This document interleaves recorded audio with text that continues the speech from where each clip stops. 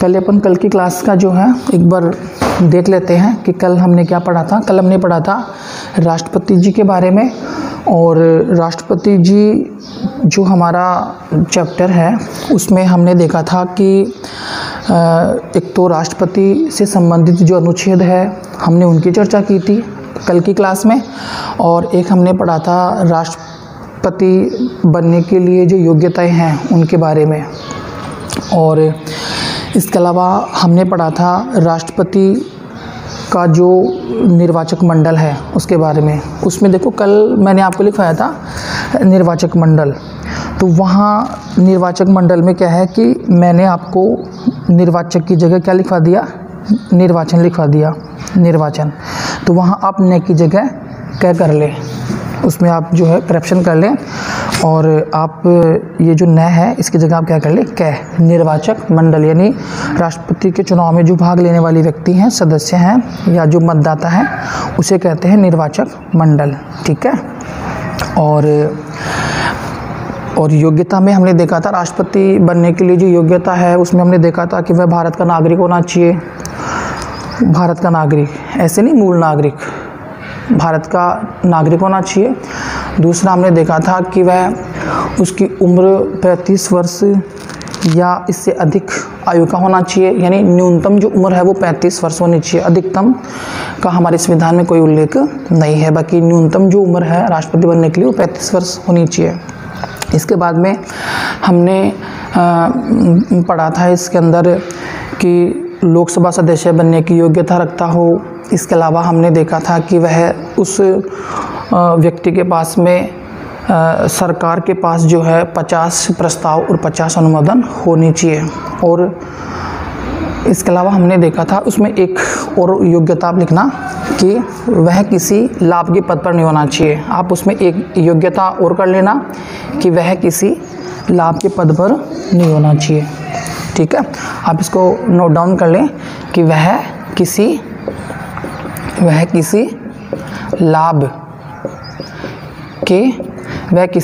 लाभ के पद पर नहीं होना चाहिए, नहीं होना चाहिए। अब आप सोच रहे होंगे कि सर ये लाभ का पद क्या होता है। आपके दिमाग में एक बात चल रही होगी कि सर ये लाभ का पद क्या होता है, हमें लाभ का पद समझाइए। तो देखिए, लाभ का पद उस पद को माना जाता है जिस पद के ऊपर कोई व्यक्ति यदि सरकार से वेतन प्राप्त कर रहा हो, यानी सरकार से यदि कोई व्यक्ति वेतन प्राप्त कर रहा है तो वह व्यक्ति जो है, वह पद जो है लाभ का पद माना जाता है। तो ऐसा पद जिससे हम सरकार से वेतन प्राप्त करें, ठीक है, तो वह लाभ का पद है। और लाभ के पद पर बैठा कोई व्यक्ति जो है राष्ट्रपति का चुनाव नहीं लड़ सकता। एक बात और बता दूं आपको मैं, अनुच्छेद 58 में जो योग्यताओं का वर्णन अपने पढ़ा था कि अनुच्छेद 58 में राष्ट्रपति बनने की योग्यताओं का वर्णन किया गया है, तो उसी में ये बात लिखी हुई है कि भाई राष्ट्रपति, उपराष्ट्रपति, राज्यपाल, प्रधानमंत्री या जो मंत्री परिषद है या फिर राज्यों के जो मंत्री है वो सब लाभ के पद के दायरे में नहीं आते। ये बात भी क्या है, अनुच्छेद 58 में लिखी हुई है। बाकी इसके अलावा जो भी वेतनधारी पद हैं वो सब लाभ के पद में आते हैं। तो इसलिए जो व्यक्ति राष्ट्रपति चुनाव लड़ना चाहता है वह किसी लाभ के पद पर नहीं होना चाहिए। इसके बाद आगे हम चर्चा करते हैं। तो ये हमने कल पढ़ा था। आज की हमारी क्लास जो है वो है राष्ट्रपति को लेकर के हम आज फिर इस पर चर्चा करेंगे। और आज की क्लास में जो है हम पढ़ेंगे एक तो अनुच्छेद 52, 53 के बारे में और राष्ट्रपति के निर्वाचन की प्रक्रिया के बारे में। ये मोस्ट इम्पोर्टेंट प्रश्न है।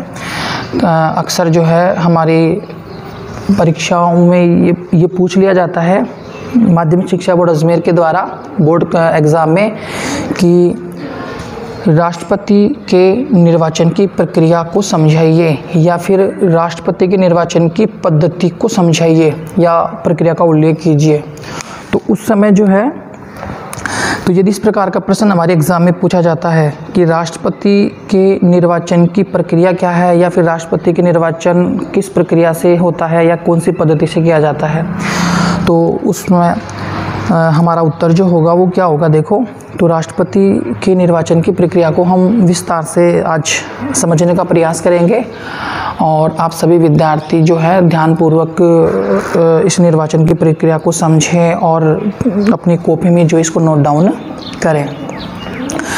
मतलब प्रत्येक मेरी बात को जो है ध्यानपूर्वक सुने, समझें और उसको सीखने का प्रयास करें और बिल्कुल एकांत और शांत स्वभाव से पढ़ें। और यदि मान लो फिर भी आपके समझ में नहीं आ रहा हो तो आप वीडियो को वापस जो है रिवाइज करके और इसको दोबारा से देख सकते हैं। लेकिन जो भी आप पढ़ रहे हैं, जो भी आप सुन रहे हैं या ब्लैक बोर्ड पे जो भी आप देख रहे हैं, तो आप उसको ध्यान से देखें, ध्यान से सुने, ध्यान से पढ़ें, ध्यान से सीखें और ऐसी जगह बैठ के पढ़ें जहाँ तुम्हें कोई बार बार परेशान ना करे, कोई डिस्टर्ब ना करे। और पहले तो है ना, आप जो है इसका स्क्रीनशॉट ले लें, ठीक है, मोबाइल से स्क्रीनशॉट ले लें अपने मोबाइल से और स्क्रीनशॉट लेने के बाद में जो है आप पहले इसको समझ लें, फिर आप स्क्रीनशॉट से अपने नोट्स में उतार लें या फिर साथ के साथ उतारते चलें, जैसे तुम्हें सुविधा अच्छी लगे, जैसे तुम्हें ज़्यादा कंफर्टेबल हो। और चलो हम आगे चर्चा करते हैं, अब ज़्यादा समय ख़राब नहीं करेंगे, हम सीधे अपने आज के टॉपिक पे आते हैं, राष्ट्रपति। और आज हम इसमें पढ़ेंगे, सबसे पहले तो हम देखो हम करेंगे बात अनुच्छेद 52। अनुच्छेद 52 कल हमने देखा था अनुच्छेदों में। तो अनुच्छेद जो 52 है उसमें क्या लिखा हुआ है, उसमें लिखा हुआ है हमारा जो संविधान है भारत का, उसमें जो अनुच्छेद हैं 395 अनुच्छेद, और उसमें अनुच्छेद जो 52 है उसमें लिखा हुआ है कि भारत का एक राष्ट्रपति होगा। भाई अनुच्छेद 52 में क्या लिखा हुआ है कि भारत में जो है एक राष्ट्रपति होगा, ठीक है।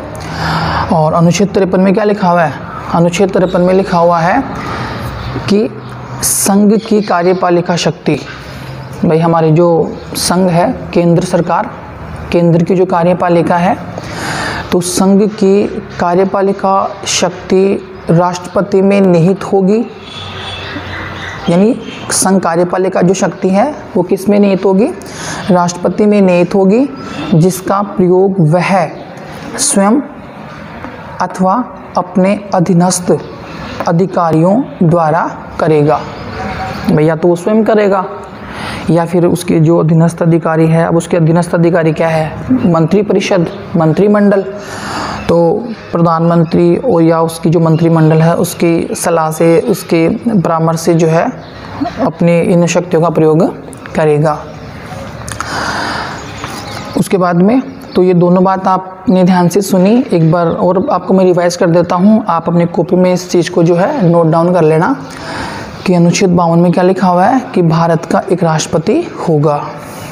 और अनुच्छेद 53 में लिखा हुआ है कि संघ की कार्यपालिका शक्ति राष्ट्रपति में, किस में, कार्यपालिका शक्ति किस में निहित होगी, राष्ट्रपति में, ठीक है, राष्ट्रपति में निहित होगी, जिसका प्रयोग वह स्वयं अथवा अपने अधीनस्थ अधिकारियों द्वारा करेगा।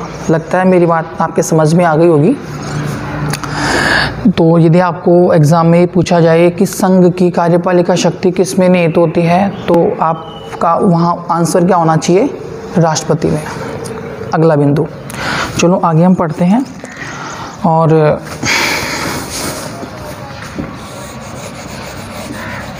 आगे हम देखते हैं। अब है राष्ट्रपति के निर्वाचन की प्रक्रिया, यानी राष्ट्रपति का निर्वाचन किस प्रक्रिया से होता है, ऐसी कौन सी प्रोसेस है जिनसे हमारे भारत के राष्ट्रपति का चुनाव या निर्वाचन होता है। तो सबसे पहले तो देखो हम बात करेंगे निर्वाचन आयोग, यानी राष्ट्रपति का चुनाव कौन करवाता है। तो राष्ट्रपति का जो है चुनाव कौन करवाता है, तो इसमें लिखा हुआ है कि अनुच्छेद 324 के अनुसार, आर्टिकल अनुच्छेद 324 के अनुसार राष्ट्रपति का निर्वाचन भारतीय निर्वाचन आयोग कौन करवाता है, भारतीय निर्वाचन आयोग करवाता है। यानी इंडियन इलेक्शन कमीशन जो है हमारे भारत में, वह राष्ट्रपति का चुनाव करवाता है। यानी वह जो है इंडियन इलेक्शन कमीशन जो है भारतीय निर्वाचन आयोग, वह राष्ट्रपति, उपराष्ट्रपति, सभी राज्यों के राज्यपाल इसके अलावा लोकसभा, राज्यसभा, सभी राज्यों की विधानसभाओं के चुनाव ये कौन करवाता है? हमारा भारतीय निर्वाचन आयोग।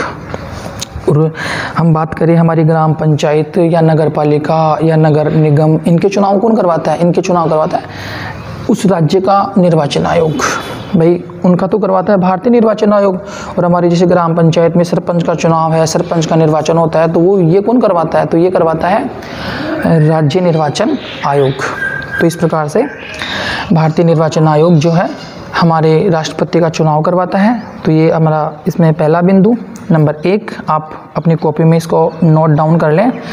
राष्ट्रपति के निर्वाचन की प्रक्रिया में हमारा जो पहला बिंदु है वो है निर्वाचन आयोग। और अनुच्छेद 324 के अनुसार राष्ट्रपति का निर्वाचन भारतीय निर्वाचन आयोग करवाता है या निर्वाचन आयोग द्वारा करवाया जाता है। दूसरी जो बात है वो है निर्वाचन मंडल। निर्वाचन मंडल की बात अपन ने कल भी की थी। निर्वाचन मंडल नहीं, निर्वाचक मंडल। तो राष्ट्रपति का जो निर्वाचन है वो एक निर्वाचक मंडल के द्वारा किया जाता है। और इस बात का उल्लेख अनुच्छेद 54 में है। ये अपन ने कल पढ़ लिया था, कल की क्लास में हमने देख लिया था। यदि किसी विद्यार्थी ने यदि हमारी कल की क्लास नहीं देखी है तो आप जो है श्री समर्पण कैरियर इंस्टीट्यूट के चैनल पे आप जाएं और वहाँ आप जो है हमारी कल की क्लास को देख सकते हैं। अब इस निर्वाचक मंडल में कौन कौन भाग लेते हैं? संसद एवं सभी राज्यों की विधानसभाओं के निर्वाचित सदस्य। कौन से सदस्य? निर्वाचित सदस्य। तथा साथ ही साथ दिल्ली और पुडुचेरी विधानसभा के निर्वाचित सदस्य। और दिल्ली और पुडुचेरी जो विधानसभा के निर्वाचित सदस्य हैं इनको अधिकार कब दिया गया था? 70वें संविधान संशोधन अधिनियम 1992 के द्वारा। यदि आपसे पूछा जाए कि दिल्ली और पांडिचेरी के सदस्यों को जो है राष्ट्रपति के चुनावों में मत देने का अधिकार कब दिया गया, तो कब दिया गया था? 70वें संविधान संशोधन अधिनियम के 1992 के द्वारा। ठीक है, आगे हमारा अगला जो बिंदु है निर्वाचन प्रक्रिया को लेकर के वो है निर्वाचन की विधि। क्या है? निर्वाचन की विधि। इसका तात्पर्य है कि राष्ट्रपति का जो निर्वाचन है ये कौन सी विधि से करवाया जाता है। यानी हमारे भारत के राष्ट्रपति का जो चुनाव है उसका जो मतदान है वो कौन सी विधि से करवाया जाता है। तो राष्ट्रपति का चुनाव जो है, राष्ट्रपति का निर्वाचन या चुनाव एकल, संक्रमणीय या इसे कह सकते हैं हस्तांतरणीय, आनुपातिक प्रतिनिधित्व गुप्त पद्धति से अप्रत्यक्ष रूप से करवाया जाता है।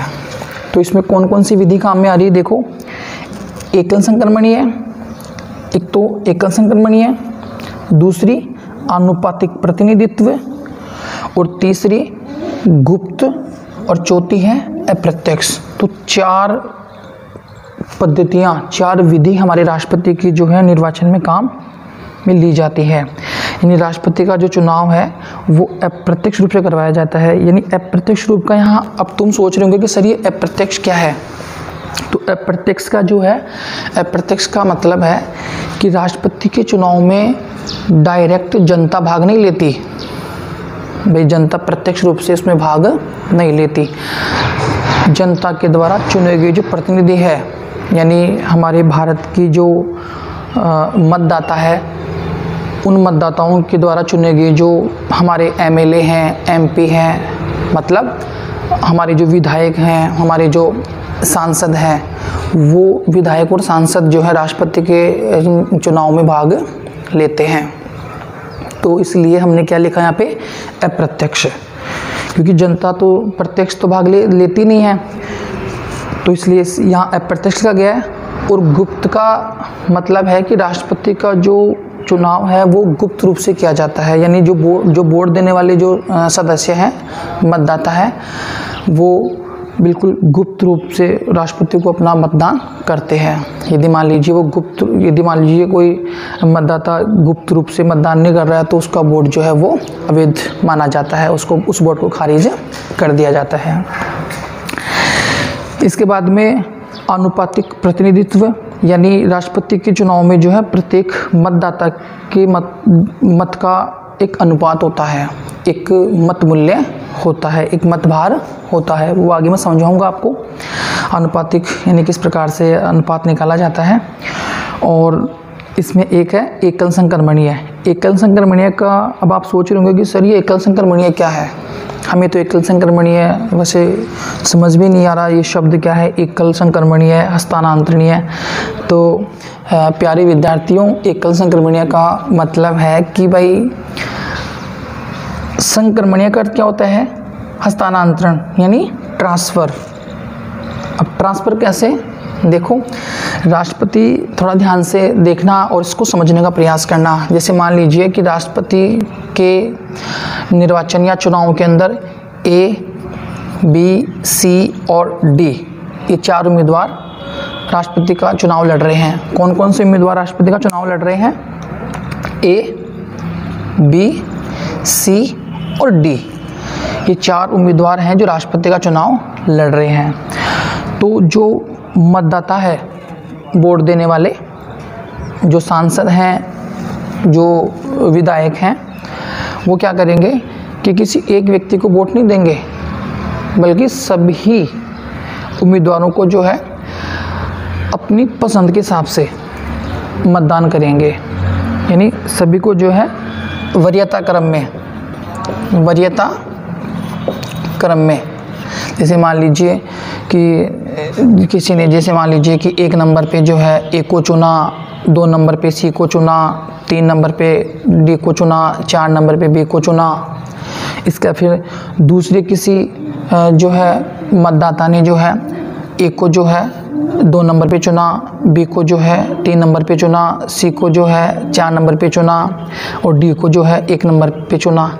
या फिर इसके अलावा फिर अगले मतदाता ने जो है A को 4 नंबर पे चुना, B को 2 नंबर पे चुना, C को जो है 3 नंबर पे चुना और D को जो है 1 नंबर पे चुना। तो इस प्रकार से जो है एक वरीयता क्रम में जो है उनको राष्ट्रपति जी को वोट दिए जाते हैं। फिर लास्ट में क्या होता है कि इन जो मत हैं A, B, C और D को जो वोट मिलते हैं, तो A को कितने लोगों ने जो है 1 नंबर पे वरीयता क्रम दिया, B को कितने मतदाताओं ने जो है 1 नंबर का वरीयता क्रम दिया, इसी प्रकार C और D को जो है किन किन मतदाताओं ने जो है नंबर 1 का वरीयता क्रम दिया। तो उसकी गणना की जाती है और गणना करने के बाद में जो उम्मीदवार न्यूनतम कोटा प्राप्त करता है, अब ये न्यूनतम कोटा क्या होता है, न्यूनतम कोटा मैं समझाऊंगा तुम्हें आगे। न्यूनतम कोटा हमारे यहाँ पे बिंदु है। तो जो अब इनमें जो उम्मीदवार न्यूनतम कोटा प्राप्त करता है वही व्यक्ति जो है वही उम्मीदवार जो है राष्ट्रपति पद का विजेता माना जाता है। यदि मान लीजिए कि इनमें से किसी भी उम्मीदवार ने जो है न्यूनतम कोटा प्राप्त नहीं किया, तो उस कंडीशन में क्या होता है कि जिसको सबसे कम वरीयता क्रम मिले हैं, जिसको सबसे कम जो है वरीयता क्रम मिले हैं, तो उसके जो मत हैं उन मतों को क्या कर दिया जाता है, जो शेष 3 सदस्य रह गए, 3 उम्मीदवार जो रह गए, उन 3 उम्मीदवारों के अंदर क्या कर दिया जाता है, हस्तांतरित कर दिया जाता है। जैसे मान लीजिए कि जो C है, इस C को जो है सबसे कम वरीयता क्रम मिले, तो C के जो मत हैं, इन मतों को क्या करेंगे कि C को जो है उस उम्मीदवार से हम क्या कर देंगे, बार कर दिया जाता है और इसको जो प्राप्त जो वरीयता क्रम है, उस वरीयता क्रम के मतों को जो है इन A, B और D में डिवाइड कर दिया जाता है। तो इसे कहते हैं संक्रमणीय, यानी हस्तांतरण कर देना। ठीक है, बाकी मैं तुम्हें अलग से एक दिन अलग से जो है और बता दूंगा तुम्हें कि ये एकल संक्रमणीय क्या होता है। फिलहाल तो आप इतना याद रखें कि जो भी उम्मीदवार न्यूनतम कोटा प्राप्त नहीं करता है, तो उस कंडीशन में कोई भी उम्मीदवार विजयी नहीं माना जाता और जिस उम्मीदवार को सबसे कम वरीयता क्रम प्राप्त होते हैं उसके मतों को जो है अन्य शेष जो सदस्य उम्मीदवार हैं उनमें स्थानांतरित कर दिया जाता है, उनमें ट्रांसफ़र कर दिया जाता है। इसलिए हम इसे कहते हैं एकल संक्रमणीय हस्तांतरणीय, भाई संक्रमणीय को हस्तांतरणीय भी कहा जाता है। तो एकल संक्रमणीय आनुपातिक प्रतिनिधित्व गुप्त पद्धति, इससे राष्ट्रपति का हमारे यहाँ चुनाव होता है। तो आप बिल्कुल इसको अपने दिमाग में फीड कर लो और बिल्कुल दिमाग में इस चीज़ को बैठा लो कि जैसे मान लो कई बार क्या होता है कि हमारे से जो माध्यमिक शिक्षा बोर्ड अजमेर है वो हमसे इस प्रकार का प्रश्न पूछ लेता है कि राष्ट्रपति का चुनाव या निर्वाचन कौन सी विधि से होता है। तो आपको बताना है कि राष्ट्रपति का जो निर्वाचन है वो अनुच्छेद 55 के अनुसार, अनुच्छेद भी लिखना साथ में कि राष्ट्रपति का जो निर्वाचन है अनुच्छेद 55 के अनुसार एकल संक्रमणीय आनुपातिक प्रतिनिधित्व गुप्त पद्धति तथा अप्रत्यक्ष रूप से होता है। कौन कौन सी? राष्ट्रपति का जो चुनाव है वो अनुच्छेद 55 के अनुसार, अनुच्छेद 55 के अनुसार राष्ट्रपति का चुनाव एकल संक्रमणीय आनुपातिक प्रतिनिधित्व की गुप्त पद्धति से अप्रत्यक्ष रूप से किया जाता है। मुझे लगता है शायद मेरी बात आपकी समझ में आ गई होगी कि राष्ट्रपति का जो चुनाव है वो कौन सी विधि से किया जाता है। तो यदि 1 नंबर में या 2 नंबर में आपसे पूछा जाए कि राष्ट्रपति का निर्वाचन कौन सी विधि से होता है तो आप ये विधि वहाँ बता देना और आप इसको जो है अभी याद कर लो, दिमाग में इसको आप मनन करो कि कौन सी विधि से होता है। क्योंकि साथ के साथ यदि आप अपने दिमाग में इस चीज़ को मनन करते हुए चलेंगे, हर कॉन्सेप्ट को आप ध्यान से सुनेंगे, ध्यान से पढ़ेंगे, तो मुझे नहीं लगता कि तुम जो है इन बातों को मतलब बहुत जल्दी भूल जाओगे। यदि कोई विद्यार्थी जो है, यदि कोई बालक जो है किसी बात को बहुत ध्यान से सुन रहा है, उस चीज़ को वो सीख रहा है, तो मुझे नहीं लगता कि भाई उसके दिमाग से वो बात बहुत जल्दी निकलेगी। चलो आगे देखते हैं। अब है मत मूल्य, ठीक है। अब तुम सोच रहे होंगे कि सर ये मत मूल्य क्या आ गया। तो मत मूल्य का मतलब होता है कि राष्ट्रपति के चुनाव में जो सांसद हैं या जो विधानसभाओं के जो विधायक हैं जो भाग लेते हैं, तो उन सभी सांसदों का और उन सभी विधायकों का क्या निकाला जाता है? मत का मूल्य निकाला जाता है। यानी प्रत्येक सांसद के मत का मूल्य निकाला जाता है और प्रत्येक जो विधायक है उनका भी क्या निकाला जाता है? मत का मूल्य निकाला जाता है। तो इसमें लिखा हुआ है, देखो, राष्ट्रपति के चुनाव में राष्ट्रपति के आप जो है शुद्धि का भी ध्यान रखें। तो राष्ट्रपति के चुनाव में मत देने वाले सांसदों एवं विधायकों का मत मूल्य निकाला जाता है। यानी राष्ट्रपति के चुनाव में जो भाग लेने वाले जो सांसद हैं, जो विधायक हैं, उन प्रत्येक सांसदों और विधायकों का क्या निकाला जाता है? मत का मूल्य निकाला जाता है, ठीक है। अब मत का मूल्य कैसे निकाला जाता है, किस सूत्र से, किस विधि से मत का मूल्य निकाला जाता है, तो वो भी हम आगे देखते हैं। तो हमारा नंबर 4 जो पॉइंट वो क्या है? मत मूल्य। और मत मूल्य कैसे, देखो पहले हम बात करते हैं विधायकों की मत मूल्य की, कि एक विधायक का मत मूल्य ज्ञात करने का फॉर्मूला या सूत्र क्या है। जैसे मान लीजिए कोई भी राज्य है, जैसे मान लीजिए राजस्थान है, या फिर जैसे गुजरात है, या मध्य प्रदेश है, बिहार है, उत्तर प्रदेश है, तो सभी राज्यों के अंदर जो है अपने अपने विधायक होते हैं। जैसे मैं बात करूँ राजस्थान की, तो हमारे राजस्थान में कितने विधायक हैं? राजस्थान में जो है 200 विधायक हैं हमारी राजस्थान की जो विधानसभा है। और इस राजस्थान की विधानसभा में कितने सदस्य हैं? 200 विधायक। तो प्रत्येक विधायक का मत मूल्य क्या होगा भाई? हमारे जैसे मैं बात करूँ राजस्थान की, तो राजस्थान के जो विधायक हैं एमएलए, जैसे आपके शाहपुरा विधानसभा क्षेत्र में जो आपके एमएलए हैं वो कौन है? आलोक जी बेनीवाल साहब। तो राजस्थान के 200 जो विधायक हैं उनमें प्रत्येक विधायक का मत मूल्य क्या होगा? यानी एक विधायक यदि राष्ट्रपति को वोट देगा तो वह एक वोट जो है उसका मत भार क्या होगा? उसका मत मूल्य क्या होगा?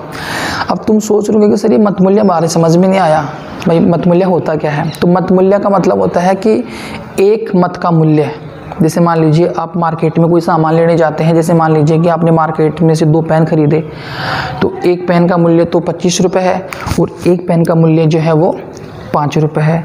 तो ये क्या हो गया, एक वस्तु का मूल्य। तो एक पेन की कीमत तो क्या है 5 रुपये और एक पेन की कीमत क्या है 25 रुपये। तो ये क्या है, मूल्य। तो इसी प्रकार से प्रत्येक राज्य के जो विधायक हैं उन सभी का क्या निकाला जाता है, मत का मूल्य निकाला जाता है। शायद आप मेरी बात समझ में आ गई होगी आपके कि मैं तुम्हें क्या समझाना चाह रहा हूँ, क्या बताना चाह रहा हूँ और आप क्या समझना चाह रहे हैं। तो हर एक विधायक का मत मूल्य निकाला जाता है वहाँ की जनसंख्या के हिसाब से। यह था ना अनुपात, भाई एक विधायक यदि वोट देगा, यदि एक विधायक यदि राष्ट्रपति के चुनाव में मतदान करता है तो उसका अनुपात कितना होगा, यानी उसका मत मूल्य कितना होगा। इसलिए हमने यहाँ लिखा था अनुपातिक, यानी अनुपात प्लस 1। इसको आप यदि टुकड़े करके देखते हैं तो अनुपात का वो क्या होता है, अनुपात प्लस 1 यानी अनुपातिक। ठीक है, तो एक व्यक्ति के का अनुपात कितना है। तो चलो खैर आप अब समझ गए होंगे मेरी बात को कि मैं तुम्हें क्या समझाना चाह रहा हूँ, क्या बताना चाह रहा हूँ। लेकिन बीच में मैं तुम्हें एक बात और बता दूँ कि मेरी आपसे ये निवेदन है, आपसे ये एक रिक्वेस्ट है कि आप ये जो वीडियो देख रहे हैं तो आप इस वीडियो के जो लिंक है नीचे आपके मोबाइल में जो है वो एक शेयर का वो है ऑप्शन, आप एक बार अपने मोबाइल में देखो, नीचे शेयर का ऑप्शन है। तो आप इस वीडियो को जो है अधिक से अधिक आपके जो साथी विद्यार्थी हैं या जैसे मान लीजिए या फिर आपके रिलेशन में कोई कक्षा 12 में पढ़ता है या कक्षा 10 में कोई विद्यार्थी पढ़ता है आपके रिलेशन में या फिर आपके मिलने वालों में, तो आप उनको भी ये वीडियो शेयर कर सकते हैं। चलो आगे हम देखते हैं, मैं थोड़ा सा पानी पी लूँ। बात कर रहे थे मत मूल्य की, ठीक है। तो एक विधायक का मत मूल्य क्या होगा, देखो। तो एक विधायक का मत मूल्य ज्ञात करने के लिए हम क्या करेंगे, ये सूत्र काम में लेंगे। उस राज्य की जनसंख्या, यानी जिस राज्य के विधायकों का मत मूल्य ज्ञात किया जा रहा है, जैसे राजस्थान के विधायकों का मत मूल्य ज्ञात किया जा रहा है, तो राजस्थान की जनसंख्या, ठीक है, बटा उस राज्य के विधायकों की संख्या। यानी जैसे राजस्थान के विधायकों की संख्या कितनी है, 200, तो और राजस्थान की जनसंख्या कितनी है, तो अब तो और यहाँ एक बात और थोड़ा सा आप नोट कर लेना अपनी कॉपी में कि ये यहाँ पे जो जनसंख्या का आधार है, यहाँ पे जो जनसंख्या का जो आधार है वो कौन सा लिया जाता है, 1971 की जनगणना में जो राजस्थान की जनसंख्या थी, यानी 1971 की जनगणना में राजस्थान की जो जनसंख्या थी, राजस्थान की जो कुल जनसंख्या थी, यानी किसी भी राज्य की जो जनसंख्या थी, वो यहाँ पे इसको आधार लिया जाता है। अब तुम सोच रहे होंगे कि सर 1971 क्यों, इसके बाद में तो जनगणना जो है 1981 में हो गई, 1991 में जनगणना हो गई, 2001 में जनगणना हो गई, इसके अलावा जो है 2011 में भी जनगणना हो गई, और 2011 की जनगणना के अनुसार तो अब 1971 की जनगणना के आंकड़े कुछ अलग है। राजस्थान में उस समय जनसंख्या कम थी, और अपन बात करिए 2011 की जनसंख्या की, तो 2011 की जनसंख्या तो राजस्थान में ज़्यादा है, तो इसका मतलब मत का मूल्य भी ज़्यादा आएगा। तो लेकिन यहाँ जो जनसंख्या का जो आधार लिया गया है, इस सूत्र में जो जनसंख्या का आधार जो लिया जाएगा वो लिया जाएगा 1971 की जनगणना। प्रत्येक राज्य के अंदर 1971 में जो जनसंख्या थी उसको आधार लिया जाएगा, और 1971 में उस जनसंख्या के आधार पे जो है वहाँ की जो विधायकों की संख्या है उनका भाग दे करके, और जो उत्तर हमारे पास आएगा, जो आंकड़े हमारे पास आएंगे, उन आंकड़ों में जो है उस उत्तर में जो है 1000 का भाग दे करके हम जो है एक विधायक का मत मूल्य ज्ञात करते हैं। और जैसे राजस्थान के एक विधायक का मत का मूल्य कितना है, 129 है, ठीक है।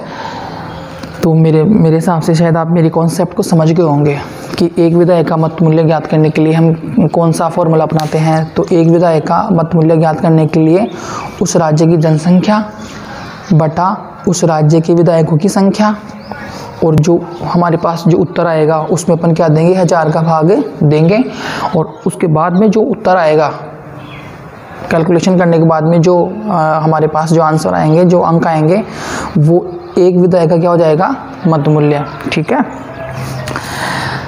अब ये तो था एक विधायक का मत मूल्य। और सभी जो राज्य है यानी निर्वाचन आयोग जो है वो क्या करेगा कि सभी राज्यों के जो विधायक हैं उन सभी राज्यों के विधायकों का मत का मूल्य ज्ञात कर लेगा। निर्वाचन आयोग जो है वो क्या करेगा कि सभी राज्यों की जो विधायक है, जहाँ जहाँ जितनी संख्या के विधायक हैं, तो सभी राज्यों के विधायकों का मत का मूल्य ज्ञात कर लेगा। अब मैं तुमसे एक बात पूछूं कि क्या सभी राज्यों के विधायकों का मत का मूल्य एक होगा? क्या सभी राज्यों के विधायकों का मत का मूल्य एक ही होगा? आप बताइए,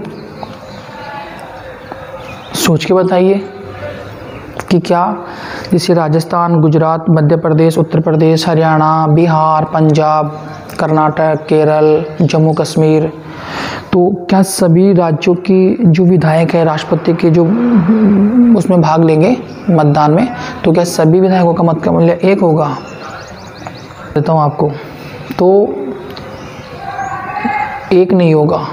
क्योंकि अब एक क्यों नहीं होगा? क्योंकि सभी राज्यों की जनसंख्या अलग अलग है, सभी राज्यों के अंदर जो विधायक हैं उनकी संख्या अलग अलग है, तो एक कैसे हो सकता है? ठीक है, तो सभी विधायकों का मत मूल्य भी क्या होगा, अलग अलग होगा। आगे अब हम बात करेंगे सांसदों का मत मूल्य। जैसे मैं बात करूँ राजस्थान, तो राजस्थान में कितने सांसद हैं, यानी राजस्थान में जो है, यानी राजस्थान से कितने सांसद संसद में जाते हैं, तो राजस्थान से जो है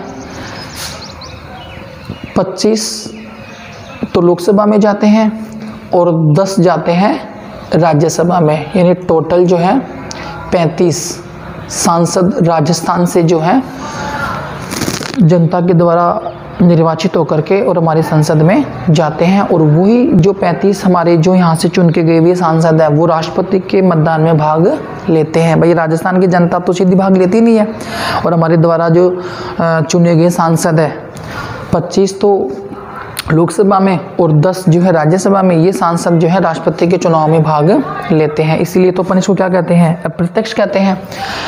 तो अब 35 राजस्थान से सांसद है। इसी प्रकार से क्या है कि सभी राज्यों के से जो है, इस प्रकार सभी राज्यों से जो है अलग अलग जो है सांसदों की संख्या है, यानी सभी राज्यों से जो है सांसद चुन करके जाते हैं संसद में, और सभी राज्यों की जो है सांसदों की संख्या भी क्या है, अलग अलग है। किसी की एक भी हो सकती है, एक दो राज्यों की जैसे एक भी हो सकती है, और प्रत्येक राज्य के जो सांसद हैं उनका भी मत का मूल्य ज्ञात कर लिया जाता है। और मत का मूल्य ज्ञात कैसे किया जाता है? एक सांसद का मत मूल्य, एक सांसद का मत मूल्य ज्ञात करने का जो फॉर्मूला है, जो सूत्र है, वो क्या है, राज्य विधायकों के कुल मत बटा संसद के निर्वाचित सदस्य, संसद के निर्वाचित सदस्य। तो अब इसमें देखो, अब आप सोच रहे होंगे कि एक सांसद का मत मूल्य राज्य विधायकों के कुल मत, अब आपके दिमाग में ये चल रहा होगा कि ये हमें समझ में नहीं आ रहा, ये राज्य विधायकों के कुल मत। तो इसका मतलब है कि जैसे राजस्थान में एक विधायक का मत मूल्य कितना आया था, 129, और विधायक कितने हैं, 200 राजस्थान में, तो 129 इंटू 200 कर लेंगे, तो वो क्या हो जाएंगे, उस राज्य के विधायकों के कुल मत हो जाएंगे। भाई मैं एग्जांपल दे रहा हूँ, तो मैं राजस्थान के विधायकों से समझा रहा हूँ कि जैसे राजस्थान के कुल विधायक कितने हैं, 200, और एक विधायक का मत मूल्य कितना आया था, 129 है, तो 129 को क्या कर लेंगे, 200 से गुणा कर लेंगे, मल्टीप्लाई करेंगे, और जो संख्या आएगी वो क्या हो जाएगी, उस राज्य के विधायकों का कुल मत भार। और उसमें फिर क्या करेंगे कि उस राज्य की जो सांसद है, अब राजस्थान के सांसद कितने हैं, 35, भाई 35 सांसद लिखा हुआ ना कि संसद की निर्वाचित सदस्य उस राज्य के, यानी उस राज्य से जो संसद में जो सांसद चुन के गए हैं उनकी संख्या। तो राजस्थान से जो चुन के गए सांसद कितने हैं, 35, भाई 25 लोकसभा में और 10 जो है वो राज्यसभा में। तो जो संख्या है 25 हम उसका भाग दे देंगे। तो इसी प्रकार से क्या है कि सभी राज्य क्या करेंगे कि अपने अपने जो सांसद हैं उनका मत का मूल्य निकाल लेंगे। तो मुझे लगता है शायद मेरी बात आपके समझ में आ रही होगी या फिर आप समझ गए होंगे कि एक सांसद का मत मूल्य ज्ञात करने के लिए हम कौन सा सूत्र काम में लेंगे, राज्य विधायकों के कुल मत और उन जो कुल मत है, टोटल जो मत है विधायकों के, उनमें क्या करेंगे, उस राज्य के जो सांसद हैं लोकसभा और राज्यसभा में उनका भाग दे देंगे और जो परिणाम आएगा, उत्तर जो आएगा आंकड़ों का, वो एक सांसद का क्या हो जाएगा, मत मूल्य। जैसे मैं बात करूं राजस्थान के एक सांसद का मत मूल्य, तो राजस्थान में जो है एक सांसद का मत मूल्य कितना है, 708। क्या सभी राज्यों के सांसदों का मत मूल्य एक है? नहीं, बिल्कुल सही आप सोच रहे हो कि एक नहीं है, क्योंकि सभी राज्यों के में जो है सांसदों की संख्या अलग अलग है और सभी राज्यों के अंदर विधायकों की संख्या अलग अलग है और उन विधायकों के जो कुल मत है उनकी संख्या भी अलग अलग आएगी। तो सभी राज्यों के जो है सभी राज्यों के सांसदों का मत मूल्य एक नहीं हो सकता। तो सभी जो है मत, किसी का 708 है, किसी का 725 आएगा, किसी का 825 आएगा, किसी का 1000 भी आ सकता है, किसी का 700 से कम भी आ सकता है, ऐसे अलग अलग है। लेकिन जब वो वोट देने जाएंगे तो उनके अनुपात को जो है अपन वहाँ देख लिया जाता है। अनुपात को जो है वहाँ निर्वाचन जो आयोग है वो अपने हिसाब से कैलकुलेट करके और इसका पता लगा लेता है। तो मेरी बात आप समझ गए होंगे। मत मूल्य, एक विधायक का मत मूल्य ज्ञात करने का सूत्र है उस राज्य की जनसंख्या बटा उस राज्य के विधायकों की संख्या में 1000 का भाग देना है। और एक सांसद का मत मूल्य ज्ञात करने का सूत्र है उस राज्य विधायकों के कुल मत और संसद में निर्वाचित होने वाले सदस्यों की संख्या। अगला हमारा जो बिंदु है इस निर्वाचन की इस प्रक्रिया में जो आगे हम अगला बिंदु लेंगे वो है न्यूनतम कोटा। अब ये न्यूनतम कोटा क्या है? न्यूनतम कोटा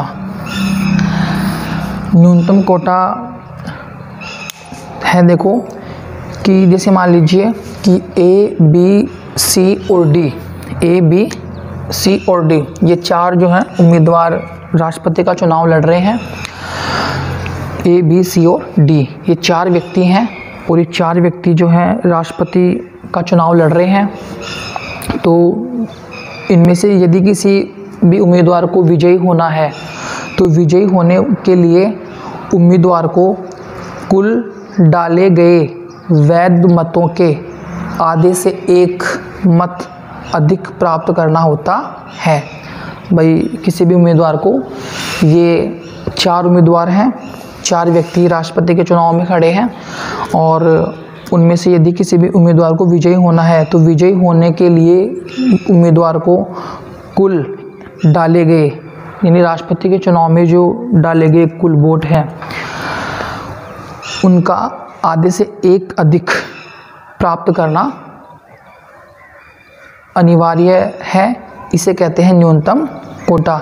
यानी राष्ट्रपति के चुनाव में डाले गए कुल मतों का आधे से एक अधिक प्रत्येक मतलब जीतने वाले उम्मीदवार को प्राप्त करना जरूरी है। इसे कहते हैं न्यूनतम कोटा। मान लीजिए कि राष्ट्रपति के चुनाव में 100 वोट पड़े, ऐसे मान लीजिए, मतलब समझाने के लिए बता रहा हूँ कि एक एग्जाम्पल के माध्यम से, कि जैसे मान लीजिए कि राष्ट्रपति के चुनाव में 100 कुल मतों की संख्या, जैसे मान लीजिए कि कुल डाले गए वैध मत 100 हैं। अब 100 के आधे कितने होते हैं? 50, और उसमें एक अधिक है ना भाई, आधे से, तो आधे कितने होंगे? 50, आधे से एक, तो एक अधिक कितना होगा? 51। तो यदि मान लीजिए कि राष्ट्रपति के चुनाव में 100 मत पड़े, कुल डाले गए वैध मत कितने हैं? 100 हैं, तो 100 के आधे से एक अधिक कितना हो गया? 51। तो इनमें से जो भी उम्मीदवार यदि डाले गए कुल मतों में आधे से एक अधिक डाले गए कुल वैध मतों में आधे से एक अधिक मत यदि वो प्राप्त कर लेता है तो वही उम्मीदवार क्या माना जाएगा, वही उम्मीदवार क्या माना जाएगा, विजयी माना जाएगा।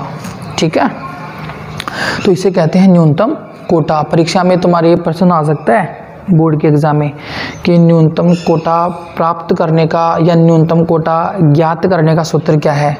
तो न्यूनतम कोटा ज्ञात करने का सूत्र है न्यूनतम कोटा बराबर राष्ट्रपति के चुनाव में डाले गए वैध मतपत्रों की संख्या। भाई डाले गए वैध मतपत्रों की संख्या बटा निर्वाचित किए जाने वाले सदस्यों की संख्या, उसमें +1 और यहाँ पे +1।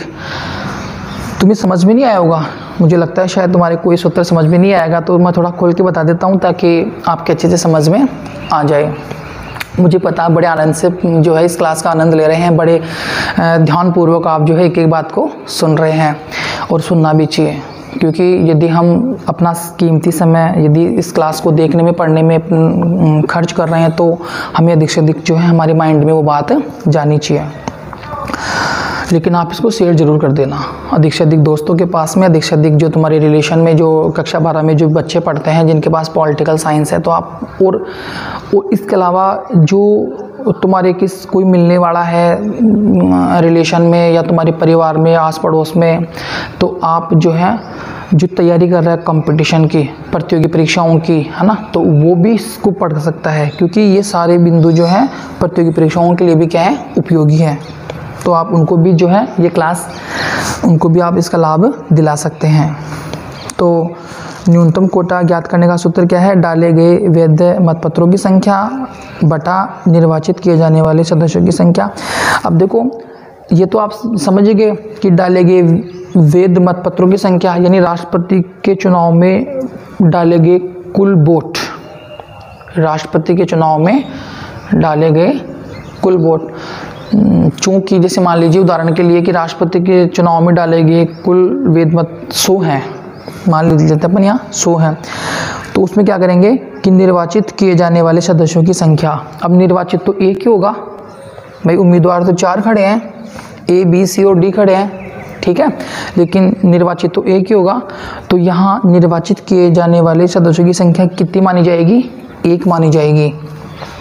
मेरी बात समझ रहे हो, यहाँ पे ऐसे नहीं लिखा हुआ कि उम्मीदवारों की संख्या, ऐसे नहीं है, यहाँ पे क्या लिखा हुआ है, निर्वाचित किए जाने वाले। अब निर्वाचित तो एक ही होगा भाई, 4 उम्मीदवार खड़े हैं तो 4 के तो 4 निर्वाचित हो नहीं सकते भाई, 4 उम्मीदवार खड़े हैं और इसमें जिस व्यक्ति को न्यूनतम कोटा प्राप्त होगा वही तो विजयी होगा भाई, जिसको न्यूनतम कोटा प्राप्त होगा वही तो विजय होगा।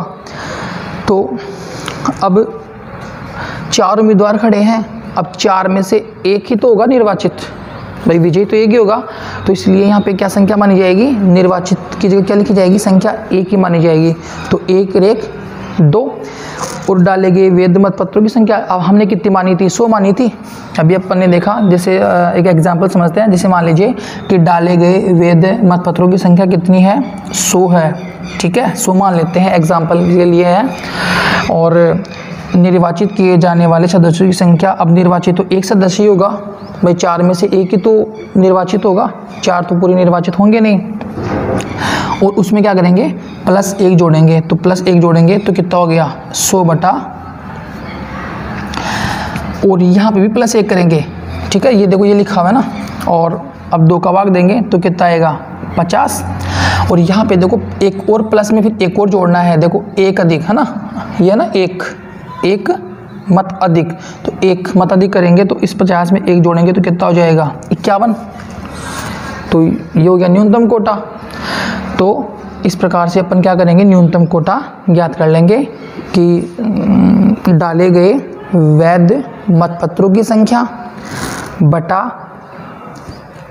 निर्वाचित किए जाने वाले या विजयी होने वाले सदस्यों की संख्या जो कि 1 है, उसमें 1 अपन प्लस करेंगे तो वो 2 जाएंगे, और फिर जो कुल मत हैं उनमें अपन उस 2 का भाग देंगे और जो संख्या आएगी उसमें अपन +1 जोड़ लेंगे, यानी 1 अधिक होगा, तो ये हो जाएगा न्यूनतम कोटा यानी निश्चित कोटा।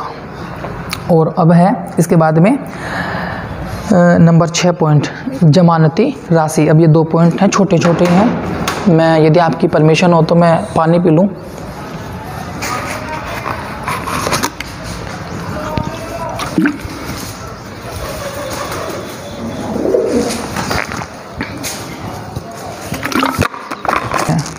आगे हैं नंबर 6 पॉइंट, जमानती राशि। अब जमानती जो राशि है, यानी राष्ट्रपति के चुनाव में जो उम्मीदवार खड़ा है तो वो अपना उम्मीदवार का जो पत्र भरता है उससे पहले उसको जो है 15,000 रुपये जमानत की राशि जमा करवानी पड़ती है। और यदि वो कुल जो डाले गए मत है, यदि उनका 1/6 मत प्राप्त नहीं करता है तो उसकी वो जमानत राशि है वह जब्त कर ली जाती है। और वो जो जब्त की गई राशि है वो कहाँ जाके जमा होती है, वो RBI में जाकर के जमा हो जाती है, यानी भारतीय रिजर्व जो बैंक है उसमें जाकर के जमा हो जाती है जमानती राशि। यदि कोई उम्मीदवार डाले गए कुल मतों का यदि 1/6 मत प्राप्त नहीं करता है तो वह राशि जो है जब्त कर ली जाती है और RBI में जमा हो जाती है। इसके बाद में नंबर 7 है, चुनाव संबंधी विवाद। यदि मान लीजिए कि राष्ट्रपति के चुनाव को लेकर के कोई विवाद होता है तो उस विवाद की सुनवाई कौन करेगा? भाई मान लो आपसे पूछ लिया जाए कि राष्ट्रपति संबंधी विवाद की सुनवाई कौन करता है, तो उस जगह आपका उत्तर क्या होगा? तो आप बताना कि अनुच्छेद 71 के अनुसार राष्ट्रपति विवाद की सुनवाई सर्वोच्च न्यायालय करता है। यानी सर्वोच्च न्यायालय, चुनाव तो कौन करवाता है? निर्वाचन आयोग, यानी राष्ट्रपति का चुनाव तो निर्वाचन आयोग करता है।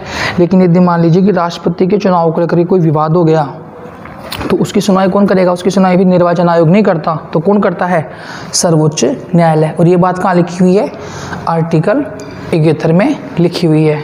ठीक है, तो ये थी आज की हमारी क्लास, ठीक है, जिसमें आपने राष्ट्रपति के बारे में, राष्ट्रपति की निर्वाचन प्रक्रिया के बारे में विस्तार से सीखा, समझा, सुना और बहुत अच्छा लगा कि आपने जो है मेरी इस क्लास को ध्यानपूर्वक जो है सुना और इसको समझा।